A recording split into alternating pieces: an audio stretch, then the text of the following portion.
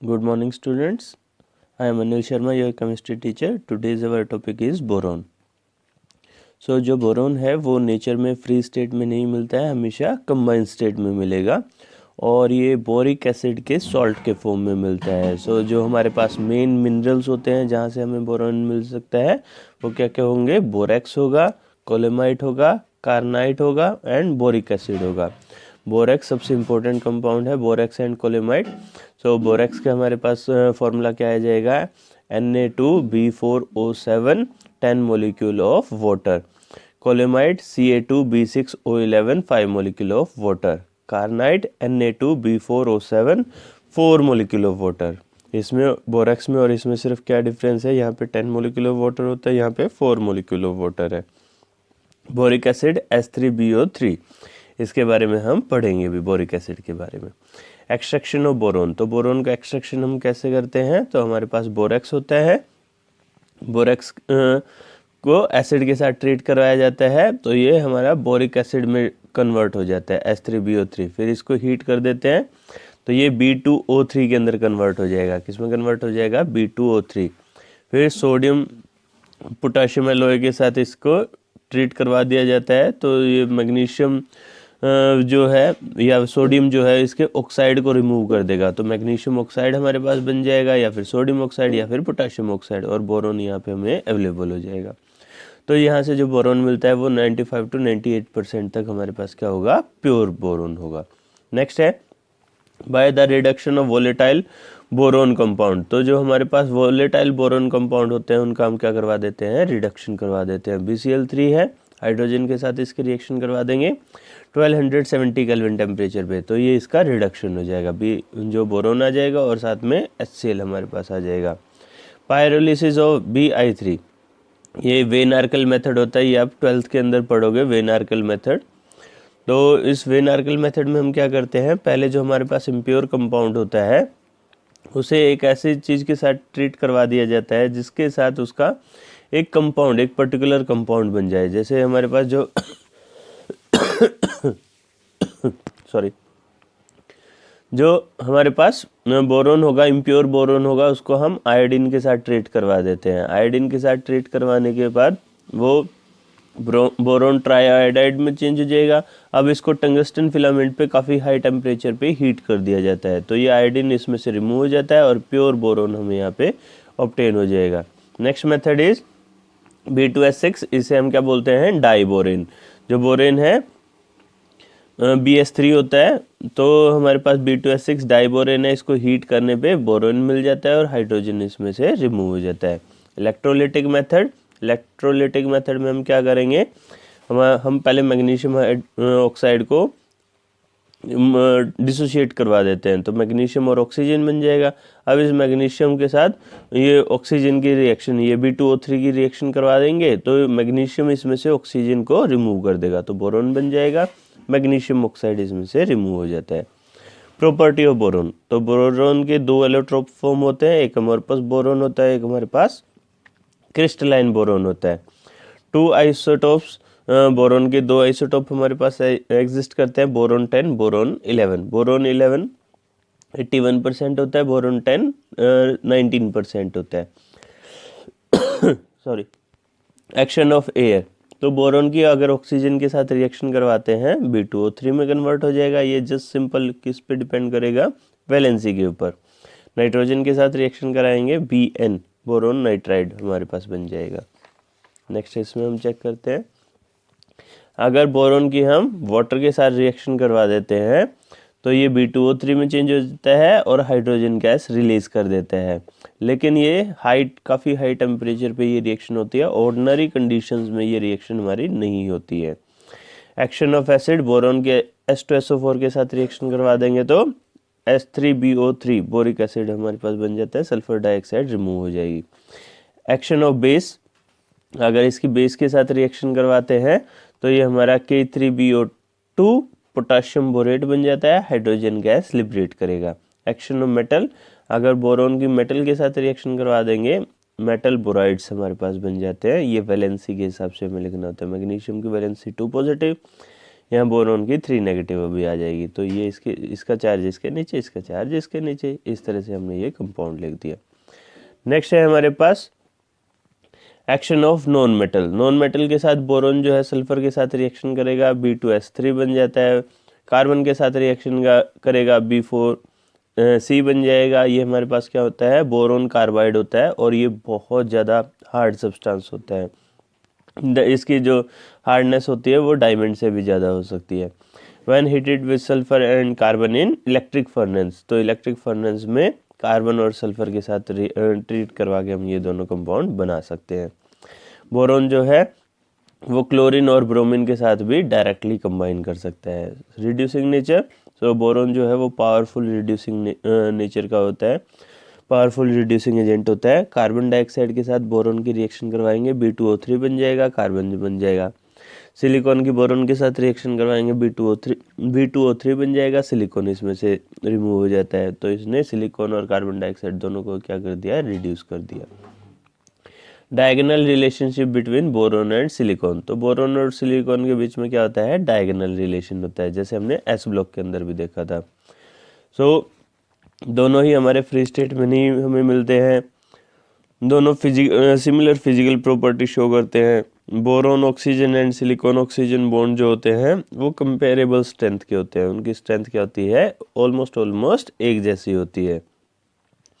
Next है both element form hydride from their magnesium salt, तो अगर हम इसके मैग्नीशियम सॉल्ट लेते हैं और HCl के साथ रिएक्शन करवा देते हैं तो इनके हाइड्राइड बन जाते हैं, MgCl2 बन गया, साथ में डाइबोरेन हमारे पास बन जाता है।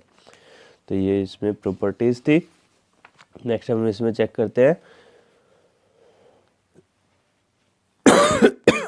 सॉरी मैग्नीशियम सिलिकेट HCl के साथ रिएक्शन करवा देंगे, MgCl2 बन जाता है, SiH4 बन जाएगा।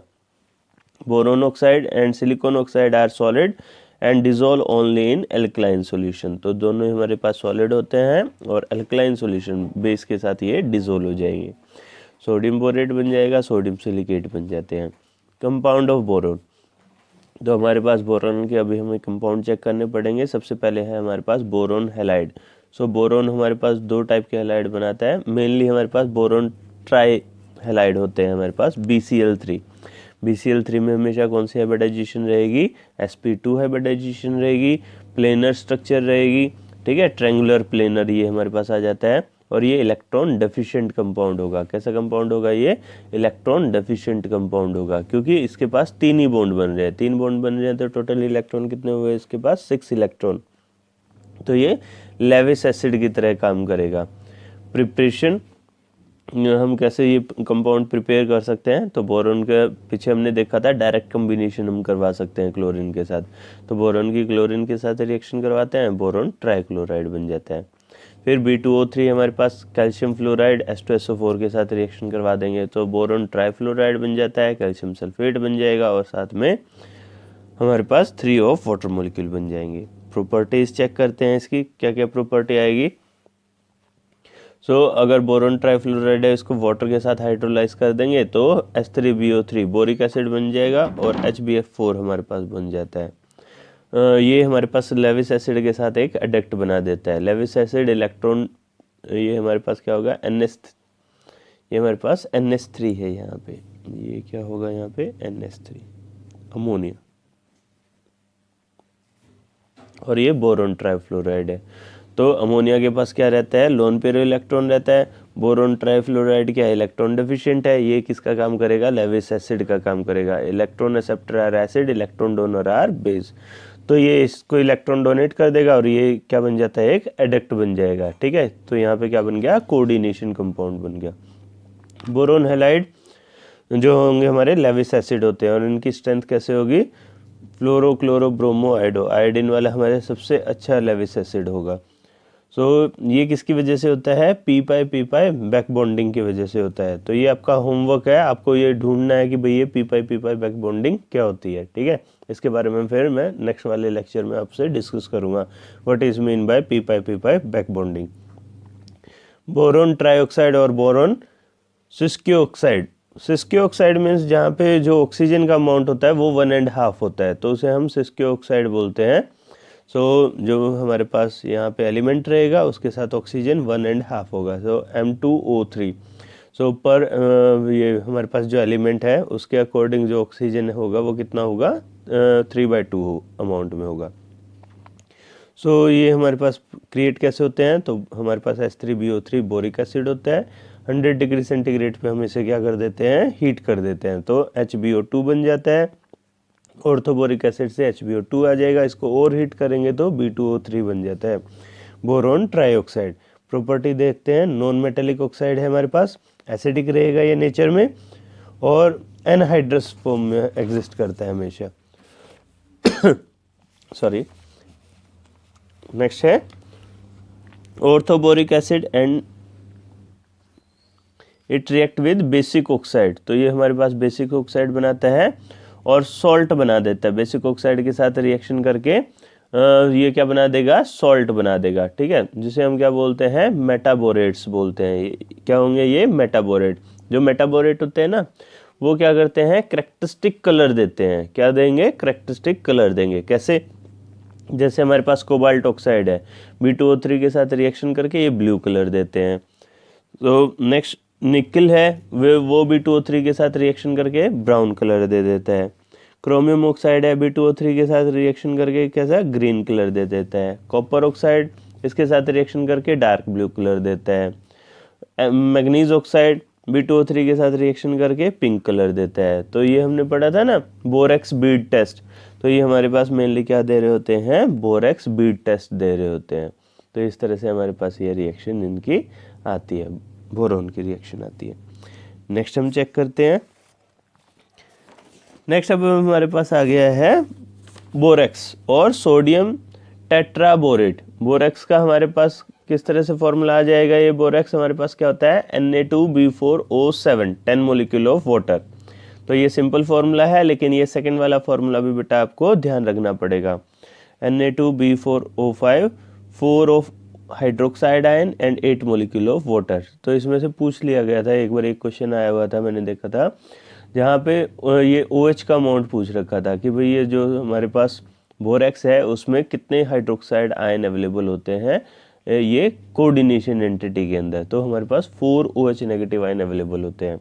तो बोरेक्स की स्ट्रक्चर इस तरह से होती है, तो आपको साफ दिखाई दे रहा है हमारे पास 4 OH नेगेटिव आयन है। कितने बोरोन ऑक्सीजन बोरोन बॉन्ड है इसमें, 1 2 3 4 5 हमारे पास इसमें बोरोन ऑक्सीजन बॉन्ड इसमें एग्जिस्ट करेंगे। प्रिपरेशन हम देखते हैं, कहाँ से प्रिपेयर करें, कोलेमेनाइट। कोलेमेनाइट हम लेते हैं, इसको हम सोडियम कार्बोनेट के साथ बॉयल कर देंगे। तो बॉयल करने से हमारे पास क्या आ जाएगा, जो फिल्ट्रेट आता है, ठीक है, तो उसको हम फिल्टर आउट कर लेते हैं। फिल्टर आउट करने से जो सब्सटेंस हमारे पास मिलेगा वो बोरेक्स मिल जाता है, और वाटर रिमूव होने के बाद बोरेक्स के क्रिस्टल हमें मिल जाएंगे। साथ में NaBO2 बन जाता है और कैल्शियम कार्बोनेट मिल जाता है। ये जो हमारे पास NaBO2 था, इसको अगर हम कार्बन डाइऑक्साइड के साथ ट्रीट करवा देते हैं तो ये भी Na2B4O7 के अंदर चेंज हो जाता है, साथ में सोडियम कार्बोनेट बनता है। नेक्स्ट है from boric acid. Boric acid से भी हम इसे प्रिपेयर कर सकते हैं। H3BO3 था, सोडियम कार्बोनेट के साथ इसको ट्रीट करवा देंगे तो Na2B4O7 बन जाएगा, वाटर मॉलिक्यूल कार्बन डाइऑक्साइड आ जाएगा। नेक्स्ट इज प्रॉपर्टीज, जो हमारे पास बोरेक्स है इसकी प्रॉपर्टी क्या क्या होंगी। ये बहुत जल्दी हाइड्रेटेड हो जाता है और एल्कलाइन सॉल्यूशन बनाता है। Na2B4O7, 7 मोलिक्यूल ऑफ वाटर, तो इसे हीट करेंगे तो सोडियम हाइड्रोक्साइड आ जाएगा, H3BO3 आ जाएगा। ये वीक एसिड है, ये बहुत ज़्यादा स्ट्रॉन्ग बेस है। ये सॉल्यूशन कैसा होगा, एल्कलाइन सॉल्यूशन होगा। डाइबोरेन, डाइबोरेन हमारे पास B2S6, तो ये हमारे पास बोरेन हाइड्राइड्स होते हैं। क्या होते हैं बेटा, ये बोरेन हाइड्राइड्स। बोरेन हाइड्राइड ये हमारे पास जनरली 2 टाइप के रहते हैं, BnHn+4 टाइप के, BnHn+6 टाइप। ये जो हमारे पास BnHn+4 टाइप के जो बोरोन हाइड्राइड्स होंगे इन्हें हम नाइडोबोरेन्स बोलते हैं, और इन्हें हम आर्केनोबोरेन्स बोलते हैं, ठीक है। जो हमारे पास N+6 वाले हैं आर्केनोबोरेन्स बोलते हैं। तो जो हमारे पास ये डाइबोरेन था, तो इसमें 2 हमारे पास क्या रहते हैं, बोरोन हाइड्रोजन की हमारे पास ब्रीजिंग रहती है, ठीक है, तो ये डाइमर की फॉर्म में एग्जिस्ट करता है। मेनली ये होता क्या है, BH3 है। तो BH3 एक दूसरे के साथ क्या कर देता है, डाइमराइज कर जाता है। डाइमराइज करने से यहाँ पे क्या बन जाता है, बनाना बॉन्ड बन जाता है। कौन सा बॉन्ड बन जाएगा, बनाना बॉन्ड बन जाएगा। तो ये हमारे पास जो बॉन्ड एंगल रहेगा ये 120 का रहेगा। बोरोन हाइड्रोजन की बॉन्ड लेंथ 134 पिकोमीटर, और जो ये बोरोन हाइड्रोजन ये जो नॉर्मल वाला बॉन्ड है इसकी 109 पिकोमीटर रहती है। तो ये हमारे पास 3 सेंटर 2 इलेक्ट्रॉन बॉन्ड आ जाते हैं, बनाना बॉन्ड जिसे हम बोलेंगे। प्रिपेयर कैसे करें, लिथियम एल्यूमिनियम हाइड्रेट के साथ BCl3 की रिएक्शन करवा देते हैं। मेनली ये क्या है, रिड्यूसिंग एजेंट है। BCl3 को हमने क्या कर दिया, रिड्यूस कर दिया। तो ये हमारे पास किस में चेंज हो जाएगा, डाइबोरेन में चेंज हो जाएगा। साथ में एल्यूमिनियम ट्राइक्लोराइड, लिथियम क्लोराइड ये रिमूव हो जाएंगे। फिर हम डायरेक्ट इसके रिडक्शन करवा सकते हैं, साइलेंट इलेक्ट्रिक डिस्चार्ज में से इसे पास करते हैं हाइड्रोजन गैस के साथ, तो भी ये डाइबोरेन के अंदर चेंज हो जाता है। 6 ऑफ HCl हमारे पास आ जाएंगे। तो ये हमारे पास नेक्स्ट इसके मेथड ऑफ प्रिपरेशन था। नेक्स्ट रिएक्शन चेक करते हैं बेटा इसमें प्रॉपर्टीज। तो जो हमारे पास बोरेक्स है ये लो टेम्परेचर पे स्टेबल होता है, कलरलेस होता है और हाईली टॉक्सिक हमारे पास होता है। जो डाइबोरेन है, सॉरी, B2H6 वाटर के साथ हम इसे ट्रीट करवाते हैं, H3BO3 बन जाएगा, हाइड्रोजन गैस लिबरेट करेगा। क्लोरीन के साथ रिएक्शन करवाएंगे, BCl3 में चेंज हो जाता है, HCl बन जाता है। अमोनिया के साथ रिएक्शन कराएंगे तो ये वाइट कलर का ये सॉलिड बन जाता है, एडक्ट बन जाता है। ये बहुत हाई अमाउंट ऑफ अमोनिया के साथ रिसर्च ट्रीट करवाते हैं, एक्सेस में अमोनिया लेके हाई टेम्परेचर पे, तो ये बोरोजोल बन जाता है। ये किसमें चेंज हो जाएगा, B3N3S6 बोरोजोल। इसे हम इनऑर्गेनिक बेंजीन भी बोलते हैं। क्या बोलेंगे इसको, बोरोजोल को हम इनऑर्गेनिक बेंजीन, क्योंकि इसकी बेंजीन रिंग जैसी स्ट्रक्चर होती है। तो ये इस टाइप की स्ट्रक्चर होगी, ये क्या है, बोरोजोल इनऑर्गेनिक बेंजीन। तो इस तरह से रहता है। अगर इसकी हम मिथाइल अल्कोहल के साथ रिएक्शन करवा देते हैं, सो मिथाइल अल्कोहल के साथ रिएक्शन करवा के ये हमारे पास क्या बन जाएगा, ट्राईमिथॉक्सी बोरोन में कन्वर्ट हो जाता है। ट्राईमिथॉक्सी बोरोन ये हमें ये कंपाउंड दे देगा। तो ये इसकी केमिकल रिएक्शंस थी, प्रॉपर्टीज थी। नेक्स्ट हम देखते हैं इसमें boric acid. Boric acid is H3BO3 और इसे हम B/OH थ्राइस भी लिख सकते हैं, ऐसे भी लिख सकते हैं, ऐसे भी लिख सकते हैं, दोनों ही सही है। बोरिक एसिड जो है इसका, सॉरी, बोरिक एसिड इसका ट्राइवल नेम होगा। प्रिपरेशन देखते हैं फ्रॉम बोरेक्स। बोरेक्स के साथ बोरेक्स से इसे हम प्रिपेयर कर सकते हैं Na2B4O7 2 of HCl 5 molecule of water. इनको हमने एक दूसरे के साथ ट्रीट करवाया तो हमें H3BO3 बोरिक एसिड मिल जाएगा, 2 ऑफ NaCl आ जाएंगे। Na2B4O7 यहाँ पे HCl के बजाय हम H2SO4 भी लिख सकते हैं।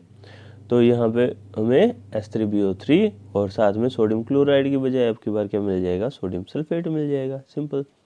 Bye hydrolysis of boron compound, तो बोरोन कंपाउंड का हाइड्रोलिसिस करवा के भी हमें बोरिक एसिड मिल सकता है। बोरोन ट्राइक्लोराइड था, इसका हाइड्रोलिसिस करवा दिया। डाइबोरेन है, इसका हाइड्रोलिसिस करवा देंगे। बोरोन नाइट्राइड है, इसका हाइड्रोलिसिस करवा सकते हैं। तो यहाँ से हमें बोरिक एसिड मिल जाएगा, HCl हाइड्रोजन अमोनिया, ठीक है, ये एज ए बाय प्रोडक्ट आ जाएंगे। कैलेमाइट से भी हम इसे प्रिपेयर कर सकते हैं, Ca2B6O11 सल्फर डाइऑक्साइड के साथ और वाटर के साथ इसे हम ट्रीट कर देते हैं। तो कैल्शियम हाइड्रोजन सल्फेट हमारे पास मिल जाएगा और साथ में बोरिक एसिड आ जाता है। तो ये हमारे पास बोरिक एसिड के मेथड ऑफ प्रिपरेशन थे। नेक्स्ट देखते हैं हम इसकी प्रॉपर्टीज चेक करेंगे बोरिक एसिड की। तो बोरिक एसिड की जो हमारे पास H3BO3 है, इसकी स्ट्रक्चर कैसी होगी, कुछ इस तरह से होगी। ये 3 ऑक्सीजन दिखाई दे रहे हैं, तो इसके साथ एक एक हाइड्रोजन भी अगर आप लगा दोगे तो H3BO3 हमारे पास आ जाएगा। So this is the structure of boric acid. White crystalline solid होता है, सोपी टच के साथ होगा और ये स्प्रिंगली सोल्यूबल होगा वाटर के अंदर। दिस इज बोरिक एसिड बोल रहे हैं तो ऑब्वियसली ये एसिडिक नेचर का होगा। हाँ, लेकिन ये बहुत इंपॉर्टेंट है, ये जो एसिडिक करेक्टर शो करता है ये प्रोटॉन डोनर की तरह काम करके नहीं करता, ये OH नेगेटिव आयन एक्सेप्ट कर लेता है। That's why it is showing its acidic properties. जैसे वाटर है, वाटर में से B into O H thrice जो है ये एक OH नेगेटिव आयन को और एक्सेप्ट कर लेगा।